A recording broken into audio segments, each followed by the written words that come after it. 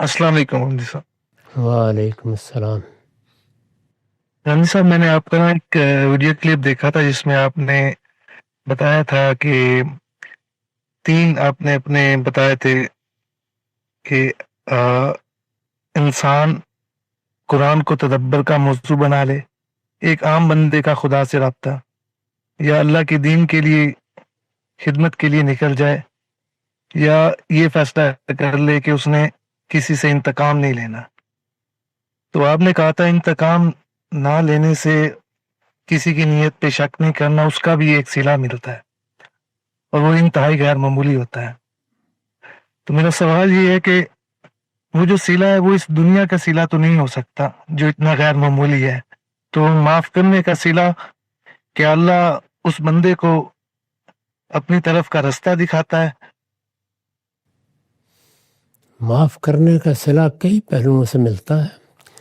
طبیعت پہ سکینت نازل ہوتی ہے، انسان اضطرابات سے نجات پا جاتا ہے، اس کی شخصیت مثبت شخصیت بنتی ہے، وہ منفی چیزوں میں الجھتا نہیں۔ یہ کوئی معمولی دولت نہیں ہے، کسی کو اگر نصیب ہو جائے تو پھر دنیا کی ہر دولت اس کی نگاہ میں حقیر ہو جاتی ہے۔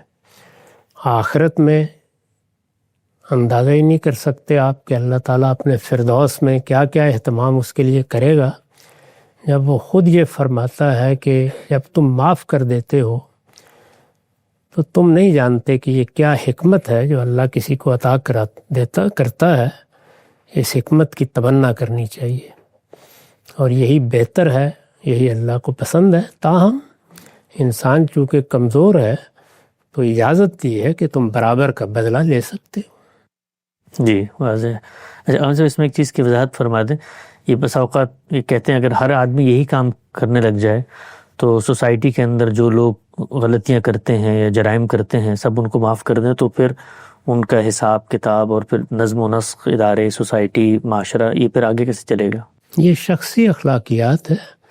سوسائٹی کا کام عدل فراہم کرنا ہے، اس کے لیے الگ قواعد ہیں، اس کے لیے الگ ضوابط ہیں۔ جب آپ کوئی نظم اجتماعی بناتے ہیں تو اس میں اللہ تعالیٰ نے بھی بتا دیا ہے اور انسان کی عقل بھی رہنمائی کرتی ہے کہ وہ کون سی جگہ ہے جہاں آپ پابند ہیں، آپ کو ہر حال میں سزا دینی ہے، اور وہ کون سے دائرے ہیں جس میں ترغیب دینی ہے، اصلاح کرنی ہے، اور وہ کون سی جگہ ہے جہاں معافی کے امکانات ہیں۔